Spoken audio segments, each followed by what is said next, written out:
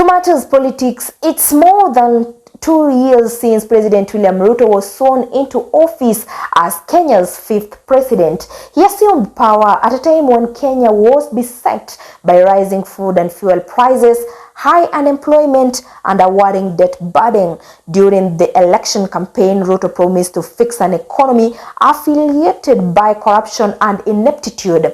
He promised to entrench good governance and place the poor at the center of economic policy. He pledged to address ethnicized politics and to uphold constitutionalism and the rule of law. Ruto's promises were significant. The rule of law and constitutionalism are key to economic planning and development, governance, and equitable sharing of national resources.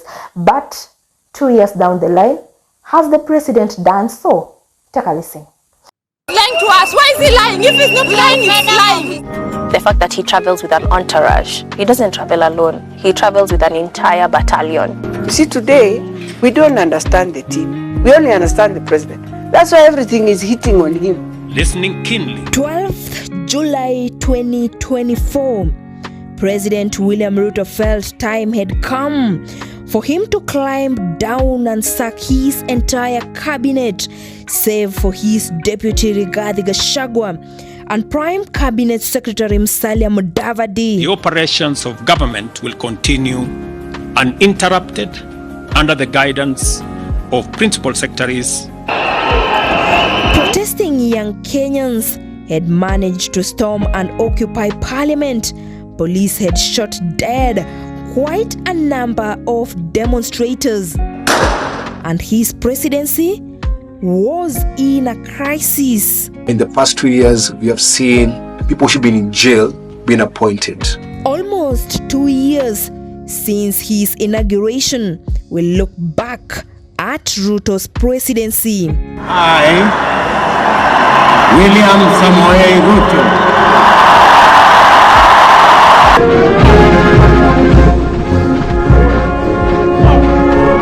he has been one of Kenya's most popular presidents on the international stage. Lauded as a leader of Africa's new generational leaders, he was elected in one of Kenya's most competitive presidential elections. Uhuru anaenda nyumbani kwa sababu katiba inasema aende nyumbani. Nimemwambia tu rais, tafadhali my friend, wewe waachia mimi huyu mtu ya kitendawili.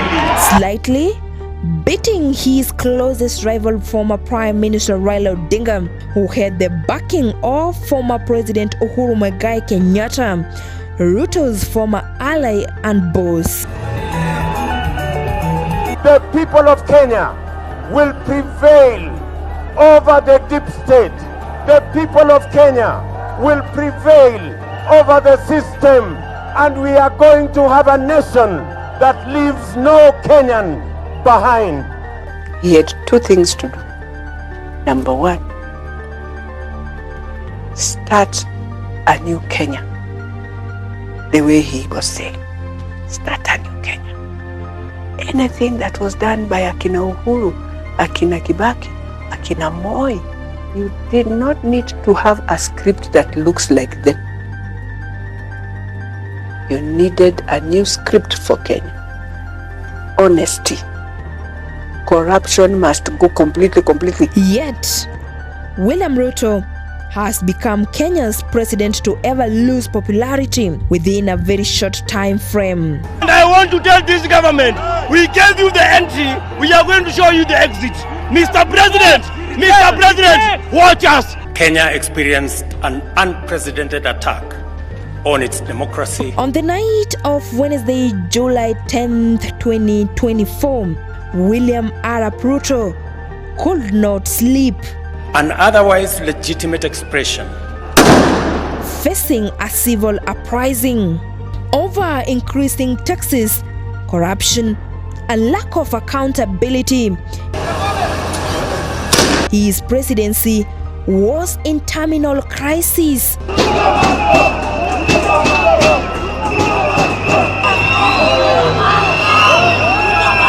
In the earlier hours of Thursday, 11th July 2024, he took out his notepad and methodically listed things he needed to do if his administration is to remain afloat.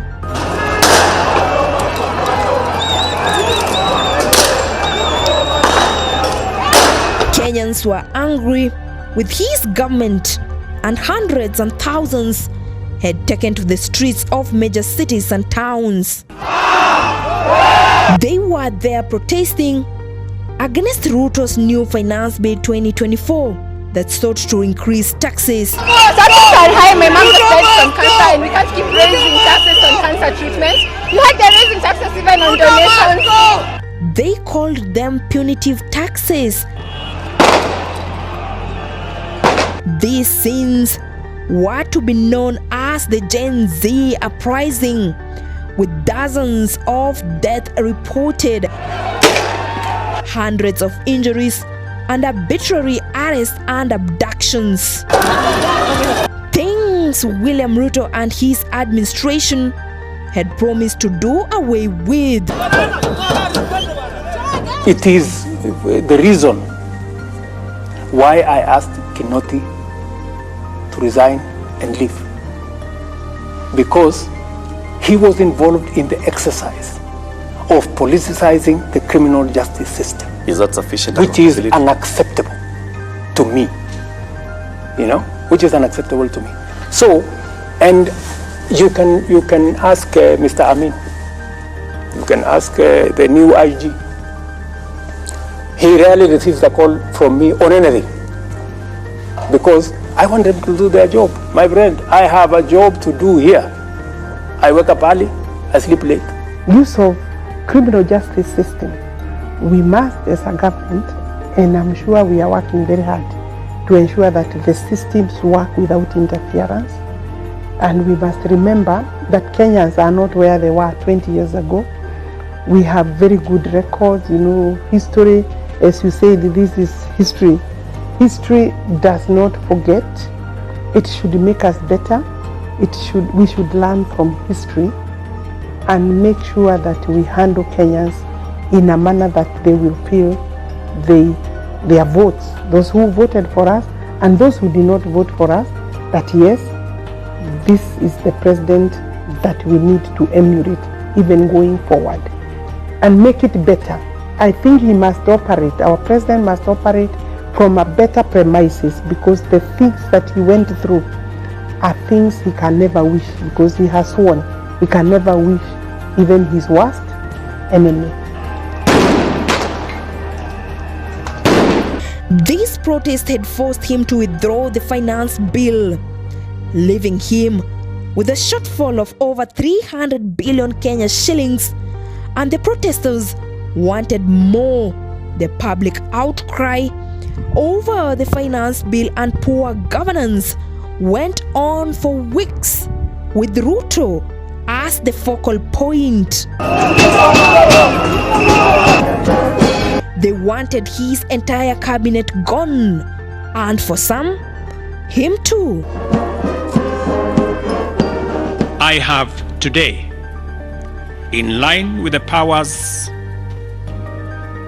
given to me by Article 1521 and 1525B of the Constitution and Sections 12 of the Office of the Attorney General's Act, decided to dismiss with immediate effect all the Cabinet Secretaries and Attorney General of the Republic of Kenya. But the public opinion of him had taken a big tumble. Protest had turned violent, with the police killing several protesters. The guy has taken everything away from us. Now we have nothing to live for sure. So right now we have nothing to lose. It is sad when up to now we are talking of what we have lost from finance bill. But the people who need to pay finance, the things we wanted, are the ones in all the mess. Some have died, families are crying. And anyway, where in God's eyes does money come first?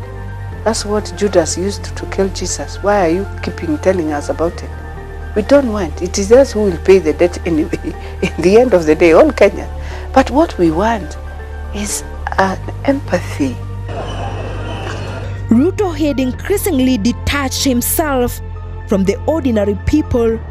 He had vowed to defend, protect, and uplift. He promised people heaven. He overpromised things. And I do not think he had an intention of meeting those promises. You know, we have become a country where, you know, politics is a game. Ukipata, umepata, and you start thinking of the next general election. Because even when you listen to him, when he's going around, when he stops in, you know, these places where he keeps stopping together with his deputy, are they talking about the issues that affect Mwananchi? No, they're talking about 2027, by the way. So I think the young people are also telling us, it's not just a matter of you've won the election, now uanze kutupanga tena. I, Kithure Kindiki, being appointed a Cabinet Secretary of Kenya, do swear that I will at all times be. Slightly less than 2 years ago, new members of the cabinet came to the house on the hill armed with revolution. They said it wasn't going to be business as usual. I am a very proud Kenyan this morning that now I have a team. For the last couple of weeks, my deputy and I have been struggling in offices late into the night. Now we have a team, and your celebrations will be very short-lived because I think you will be leaving your offices late. So the spouses, kidogo mtatuvumilia. Hawa watu pengine itabidi walale ofisini for the next couple of months until we have our plan in place. They displayed the demeanor and made statements that made them appear unorthodox. And the discipline that he had in our campaigns, the discipline he has in office now as a president, and I believe that given time, we will see the results of that discipline. You cannot put that kind of energy and hard work for nothing. It has to amount to something. And for us, I am really lucky to have been to be part of his team. We must reject impunity completely and make Kenyans comfortable. Of course, we must be very sensitive to Kenyans' situation at the moment, the economic situation of the country, the lifestyle. The glory days had taken too long.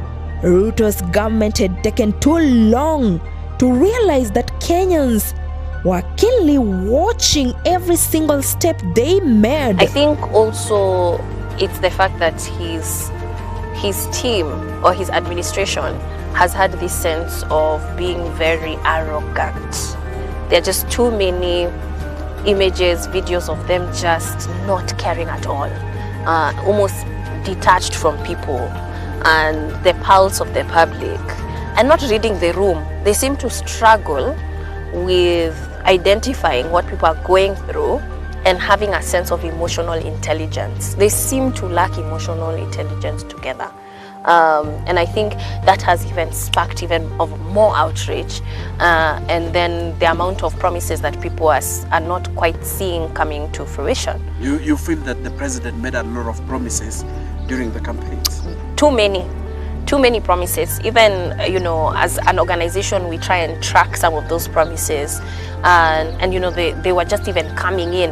Even after he was voted in, he would still continue to make promises almost every other day, to the point where you can't even keep up.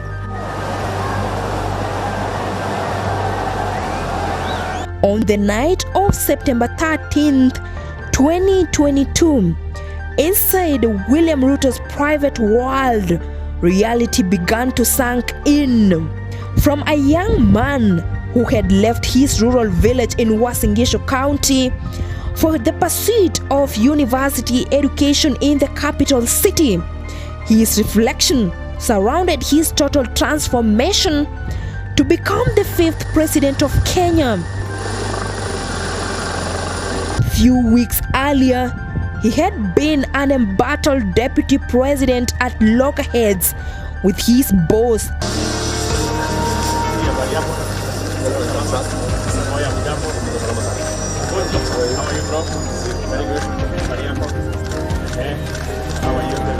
Anakuwa amri jeshi mkuu wa majeshi ya ulinzi ya Kenya.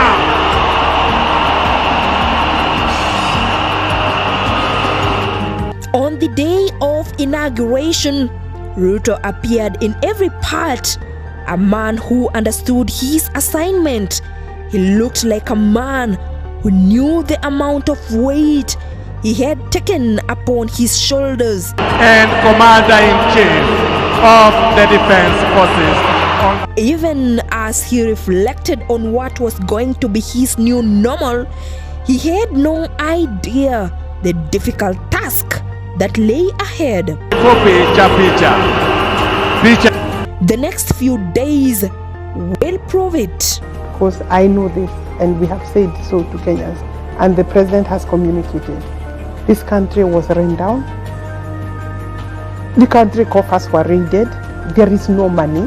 We are working with the money we are making and collecting from Kenyans. So it's going to be painful. This is not what we had expected, because it's a crime. It's criminal to raid the country to the point that it is hard to mouth. It should never be done, and I'm hoping that we are going to work towards putting better systems, including reporting system, monitoring systems that can bring alert to Kenyans if we went that route.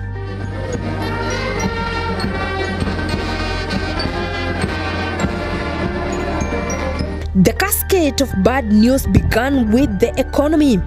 The rate of unemployment had risen to a record high. The high cost of living was choking many, and the debt burden was becoming heavier. All eyes were on William Ruto to change things. After all, he had promised to do so during his presidential campaigns. We are all victims of an economic management system gone rogue on us. But don't despair. It is times like this that we must suspend our fear of the unknown, the predictions of Armageddon. It is time to have the courage to say no to anything that threatens our humanity, civility, and decency. We may suffer today, but never lose sight of remaining Kenyan and correcting the wrongs. In any case, Vindu Vichenjanga. We can say it's his campaign messaging that is basically coming back to bite him. And if you've been following on social media, what young people have been doing is to play speeches that he was making during campaign and then juxtapose those speeches with these decisions that he's making as a president.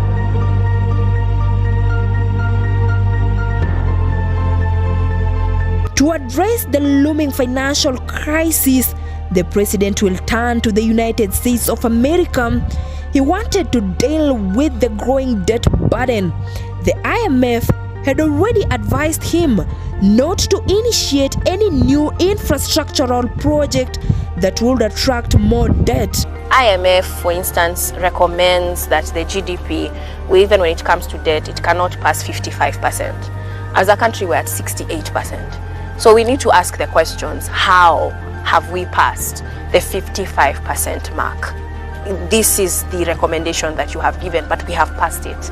And how do you continue to give resource to a country that you're seeing is struggling with payment? So even you, in your own chama with your boys, for instance, if someone borrows money from you and they say they want a top-up, you measure whether you're going to give that top-up on the repayment that they have given. And if they're not meeting it, why would you give that person more money?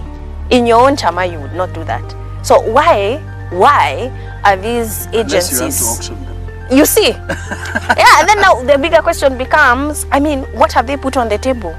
You know, if they don't, what is the, collateral here? These people need to tell us when they take the money, where does the money go?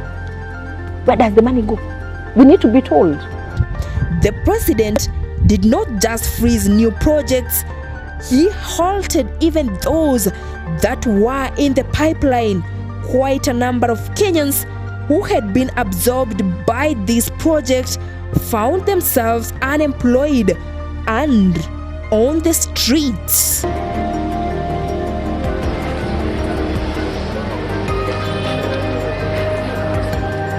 There's even an oncology center, a referral hospital that was supposed to be built in Nyeri, and it is stopped. It was actually supposed to be within the Dedan Kimathi University. That is one of the examples I can give you. The IMF and the World Bank would ask William Ruto for one more thing. The two West-leaning global financial bodies wanted Kenya to reduce its reliance on external borrowing and significantly cut its debt burden. Ruto's government would slash subsidies that had been placed on essential like fuel, while rising taxes, the housing levy was introduced and the NHIF and NSSF contributions were increased. The cost of living was now weighing down the ordinary Kenyan. And I can tell you, they are waiting for us to default. You default, you are blacklisted. You are a failed state. I think that we have no much choice. It's a stone and a hard rock. So we have to then let Kenyans know that this is it. But once things improve, we can always alter or change this particular taxation. The increased taxes and the high cost of living fueled public anger, but as Kenyans were being yoked by the high cost of living, the country's top executives were spending billions on unnecessary expenditure. The Controller of Budget report on the 3rd of June 2024 indicated that Ruto's travel expenditure in the first 9 months of the year 2023-2024 hit 18.18 billion Kenyan shillings. Margaret Nyakango raised eyebrows over foreign travel expenditure, which grew to over 5 billion Kenyan shillings, warning the Treasury to stick to the policy on travel expenditure. Mesh Msimbi, Maisha Television.